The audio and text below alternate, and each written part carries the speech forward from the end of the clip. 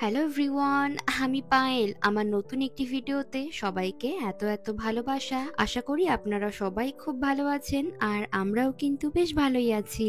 আজকে বৃহস্পতিবার, বাইরে গুড়ি গুড়ি বৃষ্টি পড়ছে, যদিও বা সকাল থেকেই শুরু হয়েছে। ঘড়িতে সময় এখন প্রায় বেলা 1:30 মতো।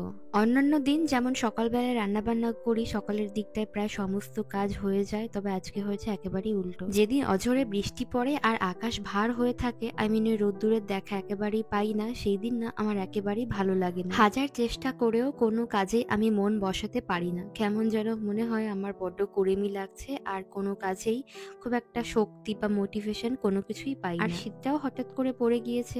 আজকাল দিনের বেলায় 13 থেকে 14, 15, 16 এই রকমই টেম্পারেচার ঘোরাফেরা করে। ওই জন্যই একটু ইচ্ছা করে বেলা করে ঘুম থেকে উঠলাম। আর প্রত্যেক দিন তো একরকম ভাবে ভালো লাগে না, তাই একটু অন্যরকম হলে খুব একটা ক্ষতি হয় না। যদিও ঘুম থেকে উঠেই আজকে মেয়েকে সবার আগে স্নান করিয়ে দিয়েছি। আমি স্নান সেরে পুজো দিয়ে খাওয়া দাওয়া সেরে এখন চলে এলাম রান্নাঘরে। রান্না বান্না করবো। আজকে যা রান্না বান্না হবে এটা দিয়ে আমি দুপুরে লাঞ্চ করে নেব।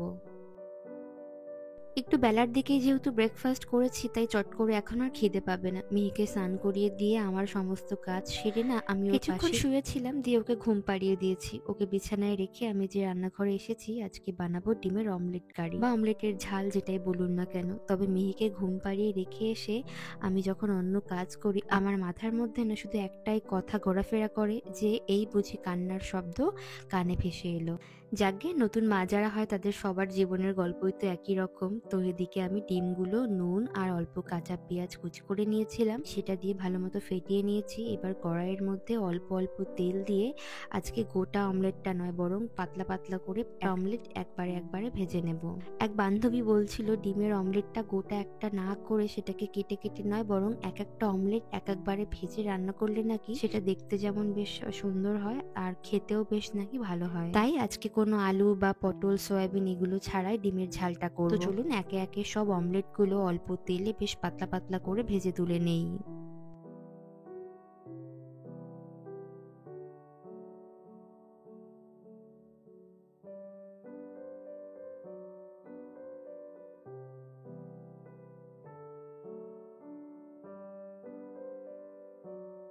আমার এই কড়াইটা যেহেতু বেশ ডিপ, তাই অল্প তেল দিয়েই বেশ অমলেটগুলো বড় বড় করে ভাজা হয়ে যাচ্ছে। আর এত ছোট ছোট অমলেট দেখতেও বেশ ভালো লাগছে। এবার থেকে ভাবছি যখনই আমি এই অমলেটের কারি বা ঝাল যেটাই বানাই না কেন, এইভাবেই রান্না করব, যেটা দেখতে বেশ ভালোই লাগছে। কিন্তু ওদিকে আমি পেঁয়াজ, আদা রসুন বাটা সবকিছু গুছিয়ে নিয়েছি। আদা রসুন বাটাটা না এর পর দিন ওই যে বলেছিলাম যে কিনে আনবো, তো আজকে ভেবেছি কাঞ্চনকে অফিস থেকে ফেরার সময় বলবো সঙ্গে করে নিয়ে আসতে।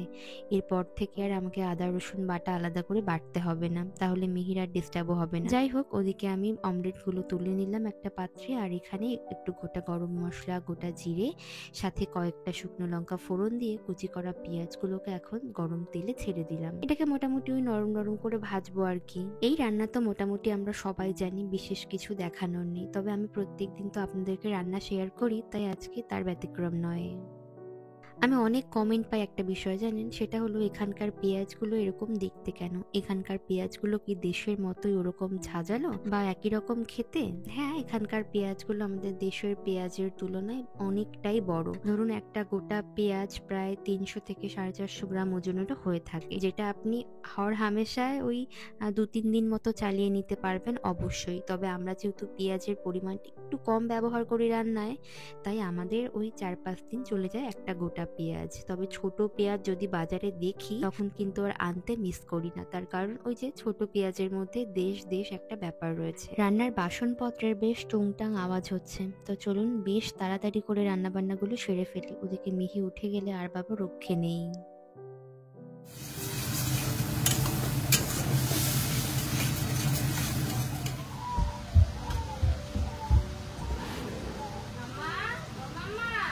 Baby baby baby baby baby ও সোনা, তোমার মা এখানে। ওরে আমার সোনার চোখের জল রে।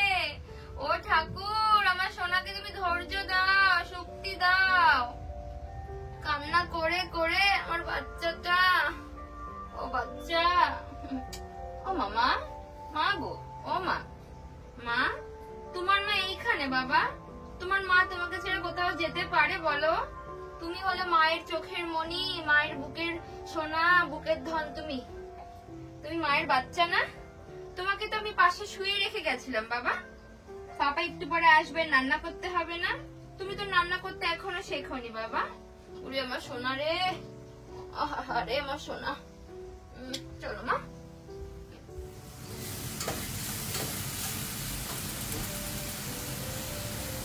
ও বেবি, বেবি ওই যে ছুটতে গেলাম মিহিকে আনতে, গ্যাসটা তো অন করাই ছিল। দেখুন তলাটা কেমন ধরে গিয়েছে, যদিও খুব একটা অসুবিধা হয়নি। এমনিতেই মশলা তো কষানো হয়েই গিয়েছে, জলও আমি ঢেলে দিতাম। আর ভালোই হয়েছে আমার মিহি এই সময় ঘুম থেকে উঠেছে। এরপরে আবার বেশি বেলা করে ঘুম থেকে উঠলে রাতের ঘুমটা ব্যাঘাত ঘটতো। ওকে কোলে নিয়ে এখন টুকটাক কাজগুলো সেরে নেব। তোমার কি একটু খিদে পেয়েছে? তোমার কি একটু খিদে পেয়েছে বেবি? খিদে পেয়েছে। চুলগুলো তো পুরো উস্কো খুস্কো হয়ে গেছে বাচ্চা। আমার বাচ্চা, ওই বাচ্চা।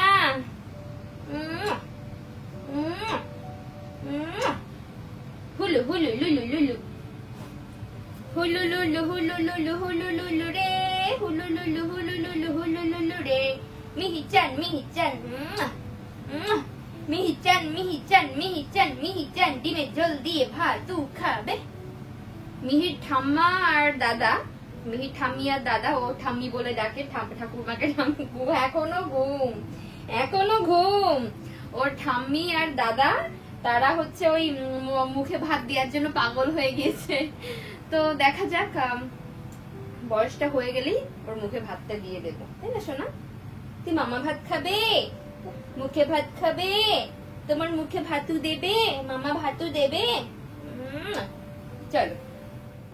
এই তরকারিতে খুব একটা ঝোল হলে আমার মনে হয় ভালো লাগে না, তো আমি ঝোলটা একটু অল্প করে দিয়েছি। এমনিতেই ডিম দেওয়ার পর ঝোলটা অনেকটাই টেনে আসে। আবার ঝোলের মধ্যে এই ডিমের অমলেট দিয়ে বেশিক্ষণ রান্না করলে অমলেটগুলো একটু নরম হয়ে যায়। আর আমি দেখেছি নুন দিয়ে তো আমরা অমলেট ভাজি, তারপরে আবার ঝোলের মধ্যে দিলে ব্যাপারটা একটু নুন কাটা হয়ে যায়। তাই অল্প কিছুক্ষণ আমি এটাকে রান্না করব। এই যে লম্বা লম্বা করে কাটা টমেটো, সেগুলো দিতে ভুলে গিয়েছিলাম, তাই অগত্যা ঝোলের ওপরই ছাড়তে হলো। রান্না হয়ে গেল,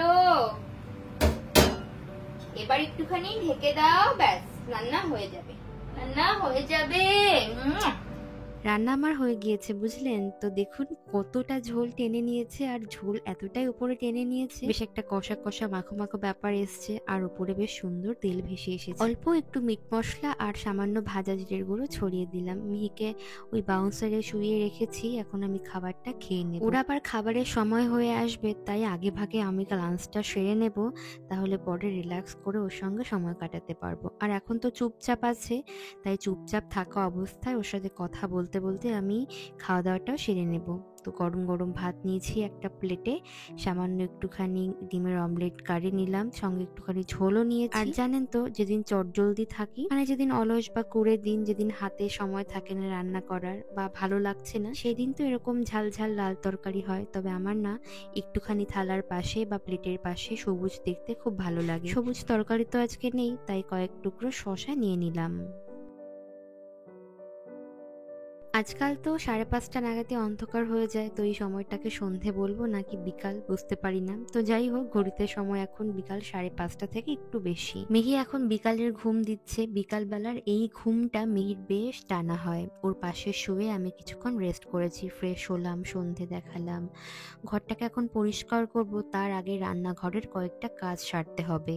সি সল্টের কৌটায় আর হয়তো 2-3 চামচ মতো নুন পড়ে রয়েছে। তো কাঞ্চন একটা 5 কিলো ওজনের যে নুনটা সবসময় নিয়ে আসে সেটাই এনেছে। তো এই বড় কৌটার মধ্যে আমি নুনগুলোকে স্টোর করে রাখি, যদিও গোটা নুনটা এর মধ্যে ধরাতে পারি না। বাকি যেটুকুনি থাকে সেটা প্রত্যেক দিনের ব্যবহার করা নুনের যে কন্টেনার বা কৌটা, সেটার মধ্যেই রেখে দিই। এখন নুনটাকে ঢেলে নিচ্ছি। এটা না একটা গোটা কাগজের প্যাকেট, কাইন্ড অফ ছোটখাটো একটা বস্তা। এত ওজন, ওই যে 5 কিলো ওজন বললাম, যে যতটা সম্ভব পারলাম কৌটাটাকে ঝাঁকিয়ে ঝাঁকিয়ে নুনটা ভরে নিচ্ছি। আর দেখুন নুনটা ভরতে গিয়ে আমার না পাশে একটু পড়ে গিয়েছে। যাই হোক, এখন চলুন কৌটাটাকে নিচে যেখানে রাখি সেখানে রেখে দিয়ে বাকি কাজগুলো সেরে নেই।